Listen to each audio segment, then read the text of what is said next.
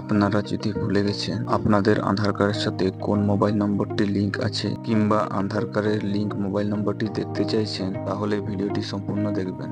প্রথমে আপনাদের মোবাইলের ক্রোম ব্রাউজারটি ওপেন করবেন।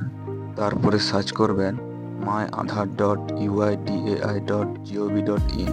সার্চ করার পরে প্রথমে একটি লিংক চলে আসবে, এই লিংকটাতে ক্লিক করবেন। তারপরে দেখবেন এরকম একটা ইন্টারফেস চলে আসবে। কিছুটা নিচের দিকে স্ক্রল করবেন। স্ক্রল করার পরে দেখবেন চেক আধার ভ্যালিডিটি বলে একটা অপশান এসেছে, সেই অপশানটিতে ক্লিক করবেন। তারপরে এখানে আপনাদের আধার নাম্বার ও ক্যাপচার বসিয়ে সার্চ করবেন। তারপরে আপনাদের আধার নাম্বারের সাথে যে মোবাইল নম্বরটি লিংক আছে সেই মোবাইল নম্বরের লাস্ট 4টে ডিজিট এখানে শো করবে।